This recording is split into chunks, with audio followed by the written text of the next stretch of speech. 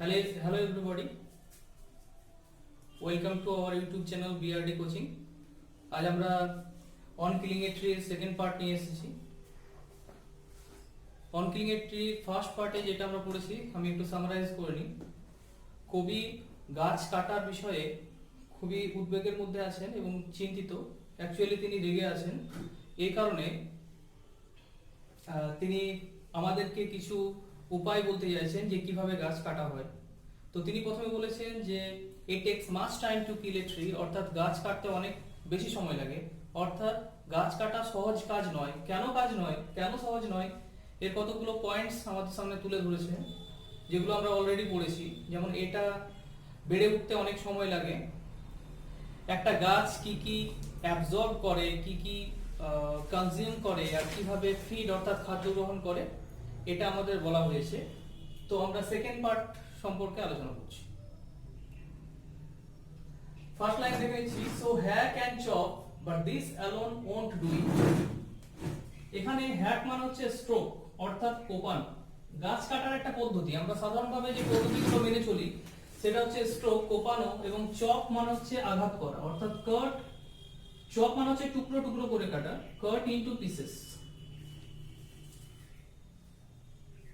একটা গাছকে যতই আঘাত করা হোক, হ্যাক মানে আঘাত করা অর্থাৎ ওই কুঠার দিয়ে কাটা, ঠিক আছে? একটা গাছকে যতই কুঠার দিয়ে কাটা হোক এবং টুকরো টুকরো করে কাটা হোক, বাট দিস অ্যালোন, শুধুমাত্র এই কাজটার মাধ্যমে, আমরা সাধারণ মানুষরা যেভাবে গাছ কাটি শুধুমাত্র এই কাজটার মাধ্যমে, অর্থাৎ হ্যাকিং এবং চপিং এর মাধ্যমে, hacking and chopping.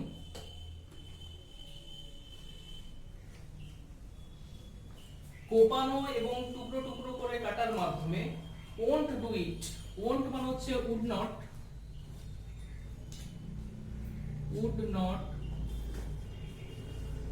do it বলতে বোঝানো হচ্ছে would not kill a tree।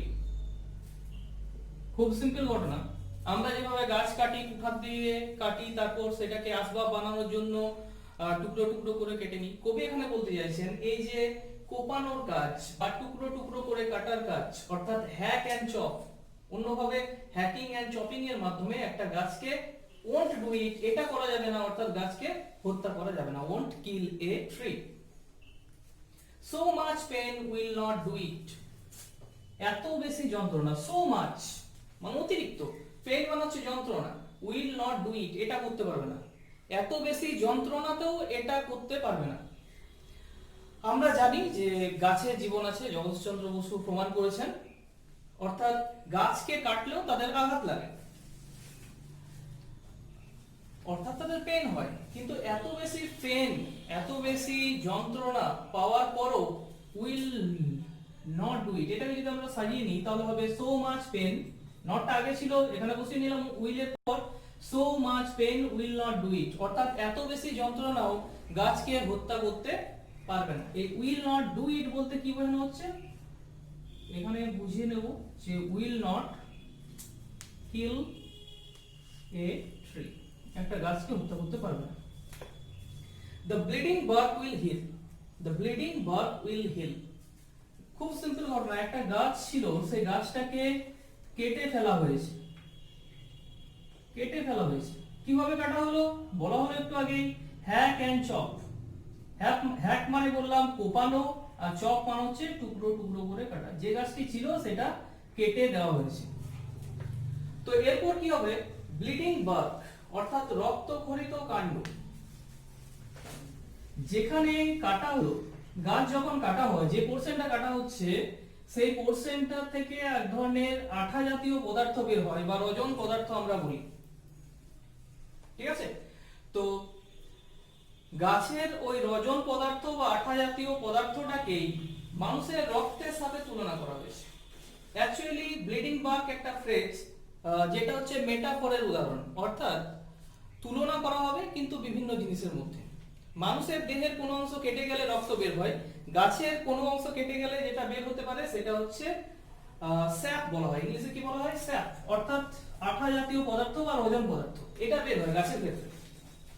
তো গাছের ওই আঠা জাতীয় পদার্থ বা স্যাপকে আমাদের মানুষের ব্লাডের সাথে তুলনা করা হয়েছে, অর্থাৎ মানুষের দেহে রক্তক্ষরণ এবং গাছের যে ওই রজন পদার্থ বের হওয়া সমতুল্য এখানে।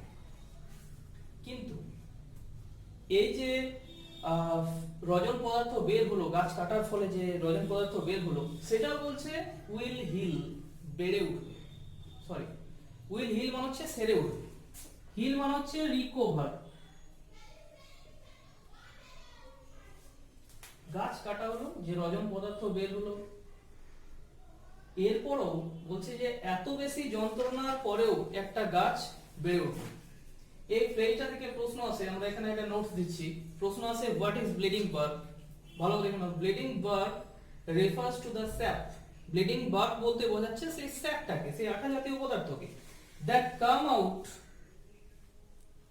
ফ্রম দ্য ট্রি, যেটা বের হয় গাছ থেকে, where it is cut down, যেখানটাতে কাটা হয়, অর্থাৎ গাছ যেখানটাতে কাটা হলো সেখান থেকে যে আঠা জাতীয় পদার্থটা বের হয় তাকে বলা হচ্ছে ব্লিডিং বার্ক। এটা হচ্ছে একটা মেটাফরের উদাহরণ, কারণ এখানে তুলনা করা হয়েছে দুটো বিভিন্ন জিনিসের মধ্যে। and from close to the ground, মাটির খুব কাছ থেকে, অর্থাৎ যে পোরশনটা কাটা হয়েছে, গাছটার অবস্থা এরকম।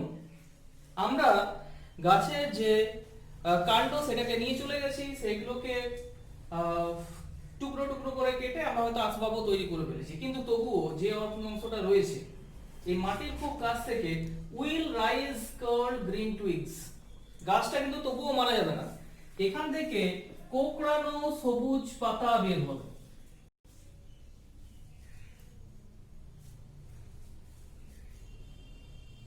উইল রাইজ কার্ল মানে হচ্ছে কোঁকড়ানো, গ্রিন সবুজ, টুইক মানে হচ্ছে কচি পাতা, অর্থাৎ প্রথমবার যে পাতাগুলো বের হয় সেগুলোকে টুইকস বলা হয়।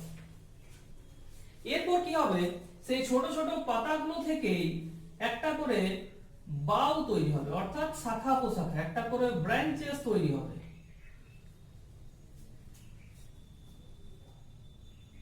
মিনিয়েচার বাউ এখানে রয়েছে, দেখো উইল রাইজ কার্ল গ্রিন টুইকস, কোঁকড়ানো সবুজ পাতা বের হবে। তারপর কি হবে, মিনিয়েচার বাউ। মিনিয়েচার মানে হচ্ছে ক্ষুদ্রাকৃতি, ক্ষুদ্রাকৃতি মানে খুবই ছোট। প্রশ্নটা আসে, আমরা বলবো ভেরি স্মল। কি বলবো, ভেরি স্মল। মিনিয়েচার, মিনি ওয়ার্ডটা থেকে এসেছে, মিনি বাস যেমন, সেরকম মিনিয়েচার মানে হচ্ছে ভেরি স্মল। বাউ মানে হচ্ছে শাখা প্রশাখা। খুব সিম্পল ঘটনা, এখানে গাছটাকে কেটে নিয়ে যাওয়া হলো, সেখান থেকে সেই কাণ্ডটা যে একটু যেটা মাটি থেকে উঠে আছে সেখান থেকে কচি পাতা বেরোলো, কচি পাতাগুলো যদি বাড়তে থাকে সেখান থেকে ছোট ছোট শাখা প্রশাখা বেরোলো। বাউ মানে হচ্ছে শাখা প্রশাখা, মানে হচ্ছে branches of the tree, branches of the tree, গাছের যে শাখা প্রশাখা সেইগুলোকে বলা হচ্ছে বাউ।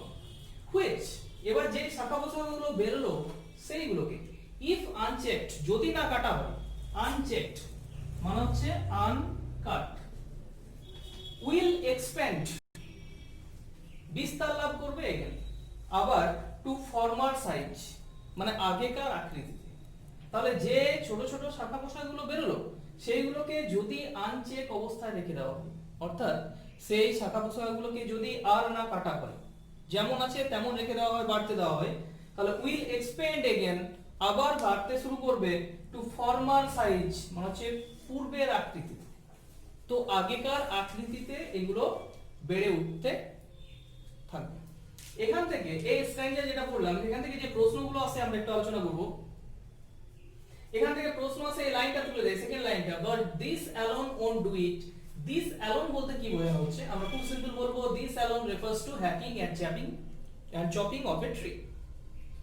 ওন্ট ডু ইট, এই ডু ইট টার মানে যদি জিজ্ঞেস করে what do you mean by the phrase do it, won't do it এটা করতে পারবে না। প্রশ্ন আছে which cannot be done by hacking and chopping, তো hacking and chopping would not kill a tree, একটা গাছকে হত্যা করতে পারবে না। প্রশ্ন আছে ব্লিডিং বার্কটা নিয়ে, এখানে যে নোটসটা দেওয়া হয়েছে, হিল মানেটা জিজ্ঞেস করা হয়, মানে হচ্ছে সেরে ওঠা, রিকভার। প্রশ্ন আছে what will rise from close to the ground, মাটির খুব কাছ থেকে কি বেড়ে উঠবে, প্রথমে যে জিনিসটা বেড়ে উঠবে সেটাকে অ্যানসার লিখতে হবে। আমাদের লিখতে হবে card green টুইগস will rise from close to the ground. প্রশ্ন আছে where from will cold green twigs rise, কোথা থেকে বেড়ে উঠবে? তখন অ্যানসার হবে from close to the ground। Miniature মানেটা জিজ্ঞেস করা হয়, মিনিয়েচার মানে হচ্ছে ভেরি স্মল। বাউ মানেটা জিজ্ঞেস করা হয়, বাউ মানে হচ্ছে শাখা প্রশাখা, ব্রাঞ্চেস অফ দ্য ট্রি। আর আরেকটা প্রশ্ন আছে যে what will happen